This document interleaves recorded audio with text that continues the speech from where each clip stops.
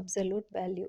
அப்படின்னா என்ன சொல்லியிருக்கேன், ஜீரோலேருந்து கொடுத்துருக்க நம்பர் வரைக்கும் எவ்வளோ டிஸ்டன்ஸோ அதுதான் வந்து அப்சல்யூட் வேல்யூன்ற ஆன்சராக வரணும். இப்போ இந்த ஃபஸ்ட் எக்ஸாம்பிள் பாருங்கள், 2 வெர்டிக்கல் பாருக்கு நடுவில் 6ன்னு நம்பர் எழுதியிருக்கேன். இப்போ இந்த 6 வந்து பாசிட்டிவா, அப்போ நம்பர் லைனில் 0லேருந்து 6 வரைக்கும் உள்ள டிஸ்டன்ஸ் என்ன, 6 தான். அப்போ 6 பாசிட்டிவாக தான் வரும். அடுத்தது அதே மாதிரி 2 வெர்டிக்கல் பார்க்குள்ளே -6 எழுதியிருக்கேன். இந்த இடத்துல -6ன்னு சொல்லக்கூடாது. மைனஸ்ன்றது வந்து ஆப்ரேஷன்ஸ் பண்ணுறதை தான் மைனஸ்னு சொல்லணும். இது வந்து நம்பருக்கு முன்னாடி வர்றதை வந்து நெகட்டிவ்னு சொல்லணும். அந்த நம்பரை அது டிஸ்கிரைப் பண்ணுதுன்னு அர்த்தம்.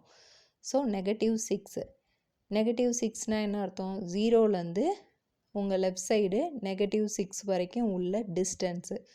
அது என்ன, பாசிட்டிவாக தான் சொல்லுவோம். ஏன்னா டிஸ்டன்ஸை எப்போவுமே நம்ம நெகட்டிவில் சொல்ல மாட்டோம். இப்போ இதுக்கு ஒரு ஆப்ரேஷன் பார்க்கலாம். 6 மைனஸ் இந்த அப்சல்யூட் வேல்யூவில் -1 இருக்குது.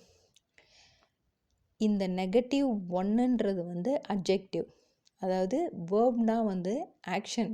இந்த இடத்துல மைனஸ் சொல்கிறோம் பார்த்தீங்களா, இது வந்து வேர்பு, என்ன பண்ணணுன்றத சொல்லும். பட் அட்ஜெக்டிவ்ன்றது அந்த நம்பரை டிஸ்கிரைப் பண்ணும். இப்போ 6 மைனஸ் -1ன்றது என்ன, 0லேருந்து -1 வரைக்கும் உள்ள டிஸ்டன்ஸு. அப்போ 1 தான் ஆன்சர் வரும். 6 - 1 என்ன, 5. இதுதான் ஆன்சர்.